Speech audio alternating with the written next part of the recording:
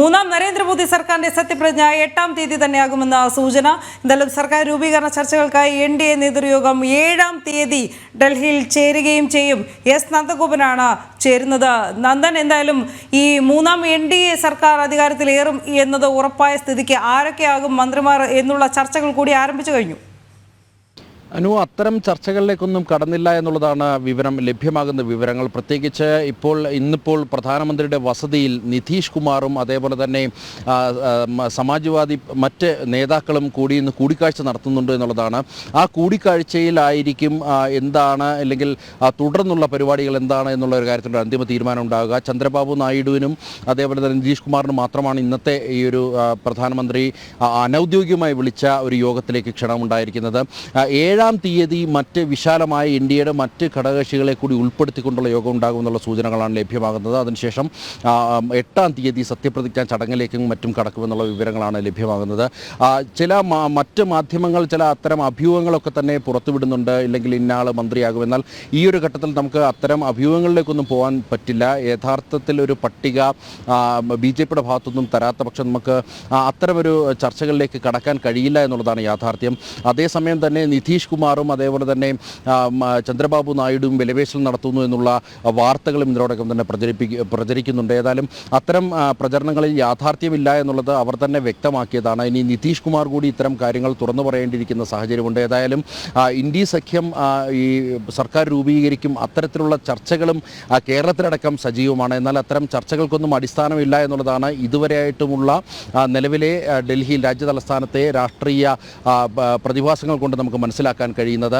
പ്രത്യേകിച്ച് ഈ നിതീഷ് കുമാറിൻ്റെ ഒരു രാഷ്ട്രീയ അസ്ഥിരത്വം അല്ലെങ്കിൽ JDUവിൻ്റെ ഈ രാഷ്ട്രീയ നിലപാട് മാറ്റമൊക്കെ തന്നെ ചർച്ചയായിക്കൊണ്ടാണ് പ്രധാനമായും ഇന്ത്യ സഖ്യത്തിനൊപ്പം നിതീഷ് കുമാർ പോകുമോ എന്നുള്ള ആശങ്ക പല കോണുകളിൽ നിന്നും പ്രകടമാകുന്നത്. എന്നാൽ അത്തരം ആശങ്കകൾക്ക് വഴിയില്ല എന്നുള്ളതാണ്. ഇനിയും പ്രധാനമായും നിതീഷ് കുമാർ പോയാൽ തന്നെ ഇന്ത്യ സഖ്യത്തിന് സർക്കാർ രൂപീകരിക്കാൻ കഴിയില്ല എന്നുള്ളതാണ് യാഥാർത്ഥ്യം. ഇനി നിതീഷ് കുമാറിനൊപ്പം ചന്ദ്രബാബു നായിഡുവും പോയി കഴിഞ്ഞാൽ പോലും ഇന്ത്യ സഖ്യത്തിന് ഒരു സർക്കാർ രൂപീകരണത്തിലേക്ക് കടക്കാൻ കഴിയില്ല എന്നുള്ള യാഥാർത്ഥ്യം ഉൾക്കൊണ്ടുകൊണ്ട് തന്നെ മറിച്ചുള്ള പ്രചരണങ്ങൾ വലിയ രീതിയിൽ തന്നെ നടക്കുന്നു എന്നുള്ളതാണ് യാഥാർത്ഥ്യം.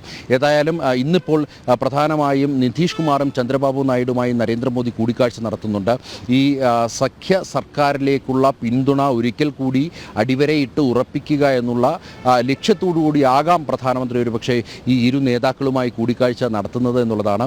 അതിനുശേഷം 7-ാം തീയതിയിലേക്ക് വരുമ്പോൾ മുഴുവൻ ഇപ്പോൾ സഖ്യകക്ഷിയായിട്ടിരിക്കുന്ന മുഴുവൻ നേതാക്കളെയും ക്ഷണിച്ചുകൊണ്ട് ഉള്ള ഒരു വിശാലമായ ചർച്ച ഉണ്ടാകും എന്നുള്ള വിവരങ്ങളാണ് ലഭ്യമാകുന്നത്. ഒരുപക്ഷെ ആ ചർച്ചയിൽ ഇപ്പോൾ ലോക്സഭയിലേക്ക് പ്രാതിനിധ്യം ലഭിച്ച പാർട്ടികളുടെ നേതാക്കൾക്ക് മാത്രമായിരിക്കും ക്ഷണമെന്നുള്ളതും അറിയാൻ കഴിയുന്നു. മുഴുവൻ NDAയുടെ സഖ്യകക്ഷികളെയും ക്ഷണിക്കില്ല എന്നുള്ളതാണ്. അങ്ങനെ ഉണ്ടെങ്കിൽ തന്നെയും കേരളത്തിൽ നിന്ന് തുഷാർ വെള്ളാപ്പള്ളി അടക്കമുള്ള നേതാക്കൾ ആ യോഗത്തിൽ പങ്കെടുക്കേണ്ടിയിരിക്കുന്നു. ഏതായാലും ആ യോഗത്തിൻ്റെ സ്വഭാവം എങ്ങനെയാണ് എന്നുള്ളത് ഇനിയും വ്യക്തമാകേണ്ടിയിരിക്കുന്നു.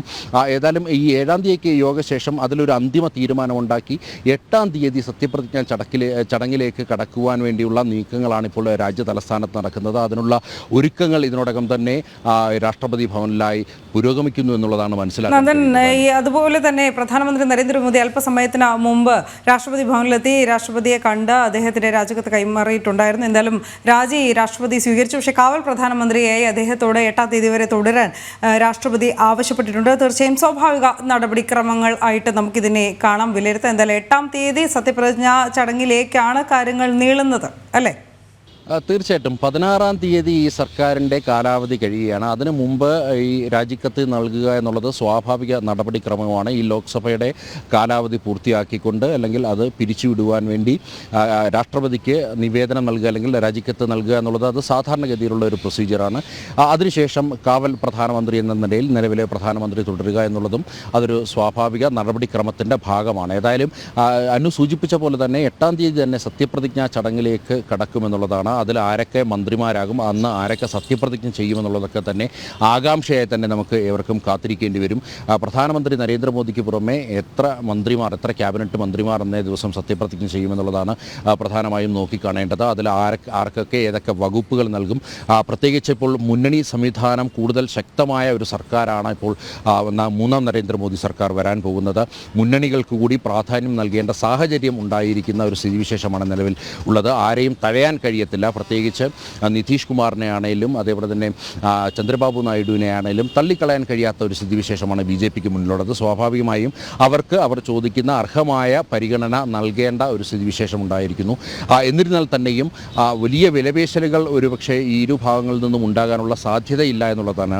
പ്രത്യേകിച്ച് സ്ഥിരമായി അല്ലെങ്കിൽ ഒരു നരേന്ദ്രമോദി സർക്കാരിൻ്റെ ഭാഗമാകുക, ഭാവിയിൽ ഒരുപക്ഷെ തുടർ ഭരണം ലഭിച്ചേക്കാവുന്ന സാഹചര്യങ്ങളൊക്കെ തന്നെ പ്രധാനമായും ഇരു പാർട്ടികളും JDU ആണെങ്കിലും ചന്ദ്രബാബു നായിഡു ആണെങ്കിലും കൃത്യമായി തന്നെ കണക്ക് കൂട്ടുന്നുണ്ട്. പ്രത്യേകിച്ച് കഴിഞ്ഞ 10 വർഷക്കാലത്തെ നരേന്ദ്രമോദി സർക്കാരിൻ്റെ പ്രവർത്തനങ്ങൾ, അതേപോലെ തന്നെ രാഷ്ട്രത്തിനുണ്ടാക്കിയ അല്ലെങ്കിൽ രാഷ്ട്രത്തെ വിശ്വഗുരു സ്ഥാനത്തേക്ക് നയിക്കുവാൻ പ്രധാനമന്ത്രി നിർവഹിച്ച പാതകളൊക്കെ തന്നെ കൃത്യമായി തന്നെ JDU-നാണേലും ചന്ദ്രബാബു നായിഡു ആണെങ്കിലും ഒക്കെ വ്യക്തമാണ്. ആ സാഹചര്യത്തിൽ ഒരു പ്രത്യേകിച്ച് BJPക്ക് ഒപ്പം നിൽക്കാതെ കോൺഗ്രസിനൊപ്പം നിന്നുകൊണ്ട് ഒരു ഇന്ത്യ സഖ്യത്തിനൊപ്പം ചേരും എന്നുള്ള ഒരു സാധ്യതകളൊന്നും തന്നെ ഇല്ല എന്നുള്ളതാണ് യാഥാർത്ഥ്യം.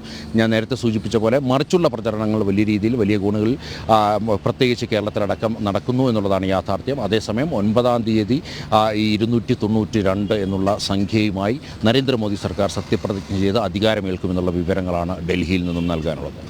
യെസ്.